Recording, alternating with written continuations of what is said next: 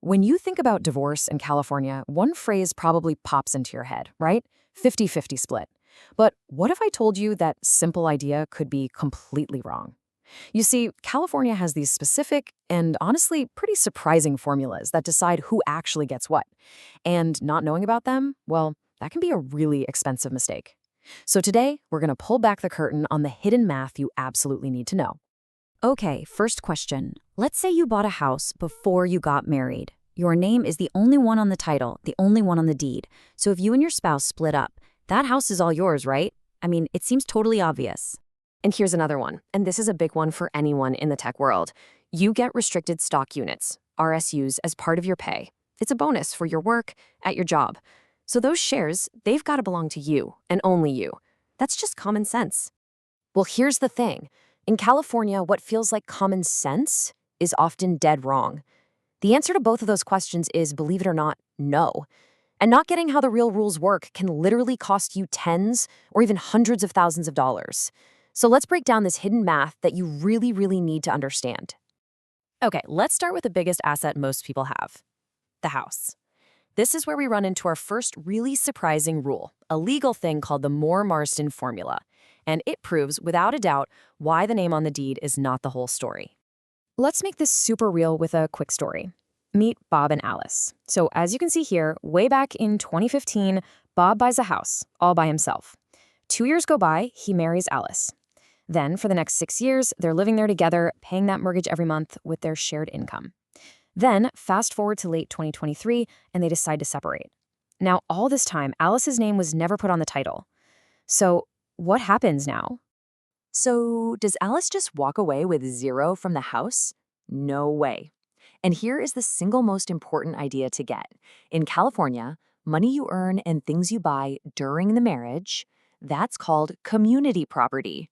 So when Bob and Alice use their joint paychecks to pay down the mortgage, the community, and that means both of them, was basically buying a tiny piece of Bob's house, one mortgage payment at a time.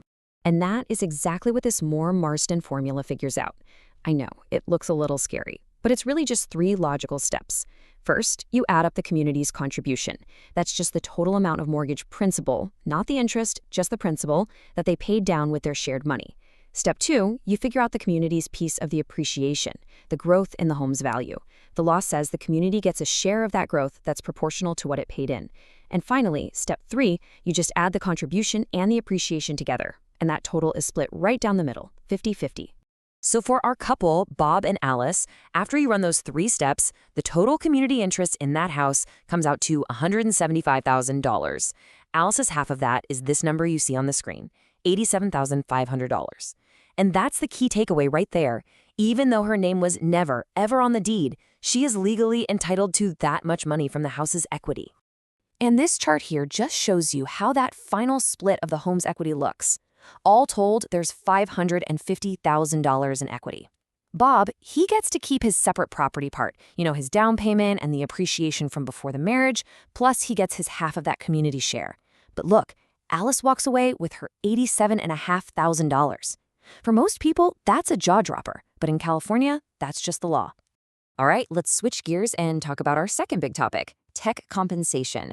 If you thought the house stuff was tricky, oh boy, just wait until we get to restricted stock units, or RSUs. For this, there's a different rule called the Nelson formula. And for a lot of couples in California, this is where the really big money is. So first, just a super quick definition. An RSU isn't actually stock, not yet. Think of it like a promise from your company to give you shares later on, as long as you stick around. And the day those promises turn into real, actual shares you can sell, that's called the vesting date. Now, here is the mistake that almost everybody makes. They think the only date that matters is the vest date. The day the stock finally lands in their account. But California law looks at it totally differently. The law cares about the entire stretch of time you work to earn those shares, from the day they were promised, the grant date, all the way to that vesting date. And that is precisely what the Nelson formula does. It's basically a time rule. It looks at the whole service period you had to work to get the stock, and it just calculates what fraction of that time you were married. Whatever that fraction is, that's the piece of the stock that becomes community property, which you then split 50-50. So let's get back to Bob. Imagine in January 2015, his company gave him a big grant of RSUs that would vest 4 years later. Now, just look at this timeline. He gets married to Alice in January 2017, which is smack dab in the middle of that 4-year earning period. So you can see it really clearly. The work was split perfectly. 2 years before the marriage and 2 years during the marriage.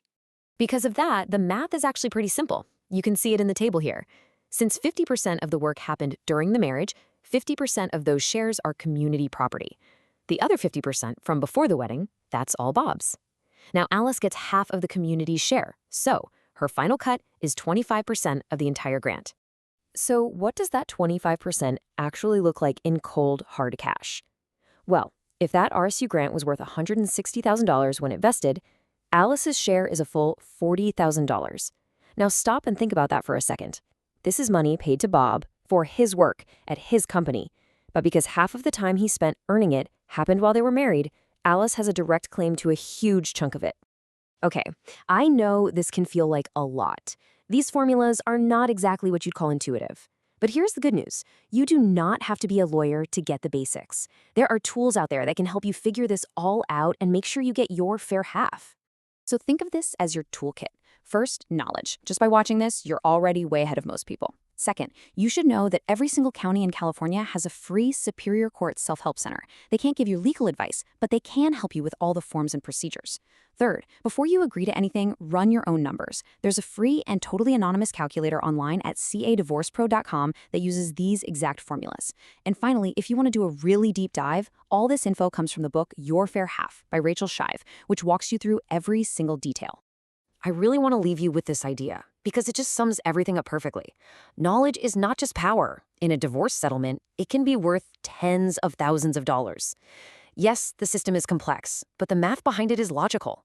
Understanding these rules isn't just an academic exercise. When you're sitting at the negotiating table, this knowledge is real money. It is your fair half. Thanks for tuning in.